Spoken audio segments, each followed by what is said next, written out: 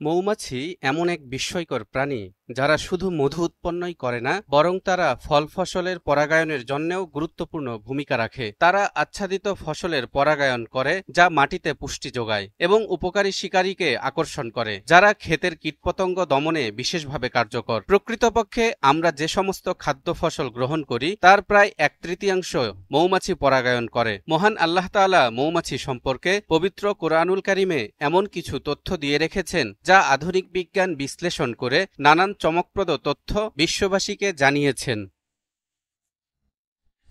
দর্শক, বিজ্ঞানের তথ্য বিশ্লেষণের আগে আপনাদেরকে আরবি ব্যাকরণের কিছু তথ্য জানাতে চাই। তাহলে মৌমাছি সম্পর্কে কোরআনে বর্ণিত আয়াতের বৈজ্ঞানিক ব্যাখ্যা বোঝা আপনাদের জন্য আরও সহজ হবে। লিঙ্গ অনুসারে আরবি ভাষায় সকল শব্দ দুই ভাগে বিভক্ত। আরবিতে স্ত্রীবাচক শব্দকে বলা হয় মুয়ান্নাস আর পুরুষবাচক শব্দকে বলা হয় মুজাক্কার। আরবি ভাষায় প্রতিটি শব্দই হয় মুজাক্কার হবে নয়তো মুয়ান্নাস। পশু পাখি, উদ্ভিদ, বস্তু অথবা ক্রিয়া যাই হোক না কেন, সুতরাং আরবি ক্রিয়াও দুই ভাগে বিভক্ত, মুজাক্কার এবং মুয়ান্নাস। যখন বাক্যের কর্তা হবে পুরুষ, তখন ক্রিয়া সংযুক্ত হবে পুরুষবাচক হিসেবে। একইভাবে যখন বাক্যের কর্তা হবে নারী, তখন ক্রিয়াও সংযুক্ত হবে স্ত্রীবাচক হিসেবে। অর্থাৎ লিঙ্গ অনুসারে ক্রিয়া এবং কর্তার মধ্যে মিল খুঁজে পাওয়া যায়।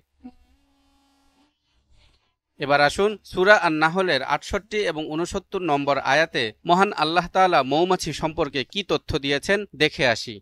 وَأَوْحَى رَبُّكَ إِلَى النَّحْلِ أَنِ اتَّخِذِي مِنَ الْجِبَالِ بُيُوتًا وَمِنَ الشَّجَرِ وَمِمَّا يَعْرِشُونَ ثُمَّ كُلِي مِن كُلِّ الثَّمَرَاتِ فَاسْلُكِي سُبُلَ رَبِّكِ ذُلُلًا يَخْرُجُ مِن بُطُونِهَا شَرَابٌ مُخْتَلِفٌ أَلْوَانُهُ فِيهِ شِفَاءٌ لِّلنَّاسِ إِنَّ فِي ذَلِكَ لَآيَاتٍ لِقَوْمٍ يَتَفَكَّرُونَ। আর তোমার প্রতিপালক মৌমাছিকে প্রত্যাদেশ করেছেন, তুমি গৃহ নির্মাণ করো পাহাড়ে, বৃক্ষে এবং মানুষ যে গৃহ নির্মাণ করে তাতে। এরপর প্রত্যেক ফল হতে আহার করো, অতঃপর তোমার প্রতিপালকের সহজ পথ অনুসরণ করো। তার পেট থেকে নির্গত হয় নানা রঙের পানীয়, যাতে মানুষের জন্য রয়েছে রোগ মুক্তি। অবশ্যই এতে চিন্তাশীল সম্প্রদায়ের জন্য নিদর্শন রয়েছে।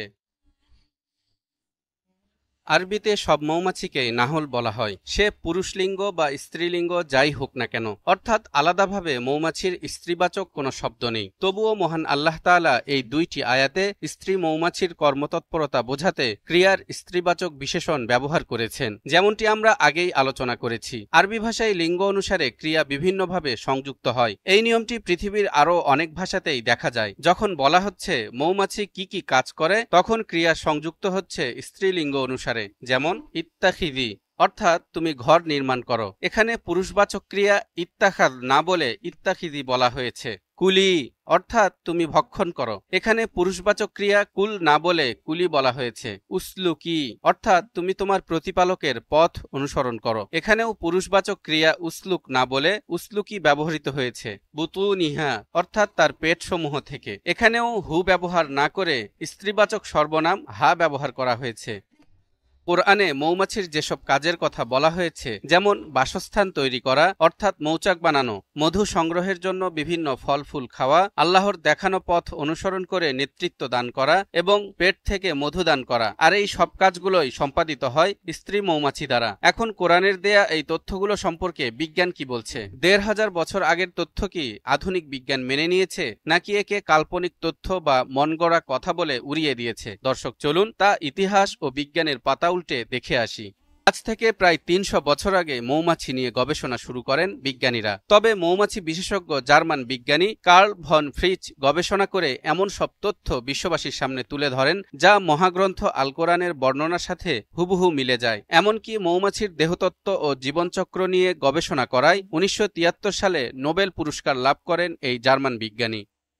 গবেষণায় তিনি প্রমাণ করেন মৌমাছি মোট 3 ধরনের: পুরুষ মৌমাছি, স্ত্রী মৌমাছি ও ডিম না পাড়া স্ত্রী মৌমাছি। স্ত্রী মৌমাছিরা ফুল থেকে মধু সংগ্রহ করে, মৌচাক বানায় ও ডিম পাড়ে। ডিম পাড়া মৌমাছিকে বলা হয় কুইন বি বা রানী মৌমাছি, আর অন্য স্ত্রী মৌমাছিরা হলো ওয়ার্কার বি বা কর্মী মৌমাছি। এছাড়াও তার গবেষণা থেকে জানা যায় মৌচাক নির্মাণ, ফল ও ফুল থেকে মধু আহরণ এবং তা পেট থেকে বের করা, এসব কাজে পুরুষ মৌমাছির কোনো ভূমিকাই নেই। এমনকি মৌমাছির দলকে নেতৃত্ব দানের কাজটিও করে থাকে একজন রানী মৌমাছি। স্ত্রী মৌমাছি থেকে আকারে বড় এবং ডাগর ডাগর চোখ বিশিষ্ট পুরুষ মৌমাছির একমাত্র কাজ হলো মৌমাছির সাথে মিলিত হয়ে বংশ বিস্তার করা। তবে মজার ব্যাপার হলো গ্রীষ্মের শেষের দিকে তাদের বংশ বিস্তারের কাজ সম্পন্ন হওয়া মাত্রই পুরুষ মৌমাছিকে বাসা থেকে বের করে দেয় তাদের সঙ্গী রানী মৌমাছি, এবং তখন দ্রুতই সেই পুরুষ মৌমাছির মৃত্যু ঘটে, কারণ পুরুষ মৌমাছি স্ত্রী মৌমাছির পরিচর্যার উপর নির্ভরশীল।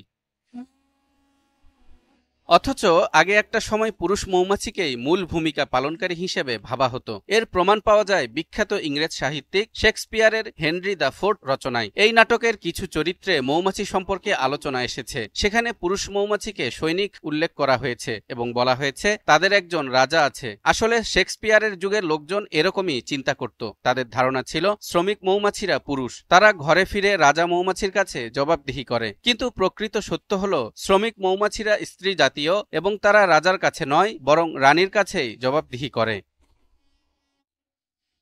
দর্শক, শ্রমিক মৌমাছিরা রানী মৌমাছির কাছে কিভাবে জবাবদিহি করে, কিভাবে তার নির্দেশ মেনে চলে, কিভাবে রানী মৌমাছি তার রাজ্য পরিচালনা করে, কিভাবে মোম সংগ্রহ করে মৌচাক বানানো হয়, কিভাবে একটি মৌমাছি দক্ষ প্রকৌশলীর ভূমিকা পালন করে, মজার এসব তথ্য জানতে পারবেন পরের পর্বে। সে পর্যন্ত আমাদের